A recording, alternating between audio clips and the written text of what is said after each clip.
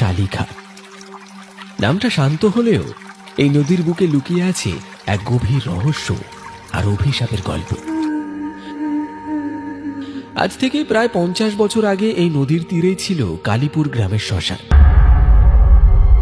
এখানকার মানুষেরা বিশ্বাস করত যে রাতে এখানে নিশি আসে, আর দিনের বেলাও নাকি এক জলপেতনির কান্না শোনা যায়।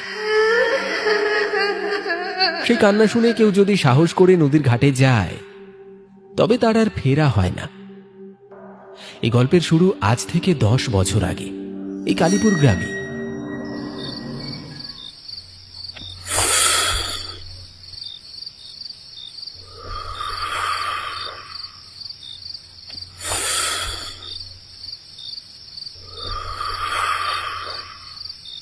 আরে ধুর, আর ভালো লাগছে না। ভূত প্রেতের গল্প আর কত শুনবো? হ্যাঁ, সব বাজে কথা। রাত যত বাড়ে বুড়োদের ভয় তত বাড়ে। ওইভাবে কষ কেন রে বিমল? জানিস তো গত মাসে শম্ভু মাঝির নাওটা ওই নদীর মাঝখানে ডুবে গেল। আর শম্ভুর দেহটা আর মিললই না।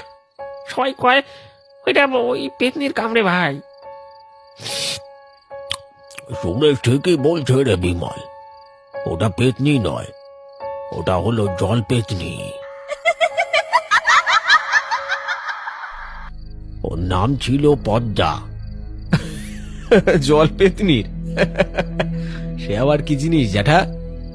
পদ্মা ছিল গ্রামেরই মেয়ে। বিয়ের আগে ওর বসন্ত হয়েছিল। সেই বসন্তেই মারা যাওয়ার পর ওর শ্বশুর বাড়ির লোকেরা ওর মুখ দেখতেও এলো না। মাঝরাতে যখন চিতা জ্বলছিল তখন হঠাৎ প্রচন্ড বৃষ্টি শুরু হলো। আগুন নিভে গেল। তবে সবাই বলল ও এখনো মরেনি। ওকে চিতার ওপর ফেলে সবাই ভয়ে পালিয়ে গেল। তারপর কি হলো দাদা?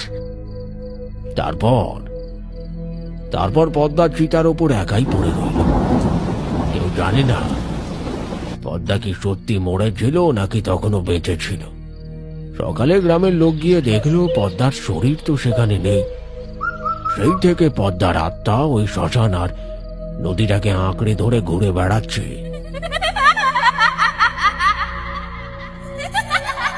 সে প্রতিশোধ নিতে চায়। প্রতিশোধ? কিসের প্রতিশোধ? ওসব ফালতু ভূতের গল্প আমি বিশ্বাস করি না।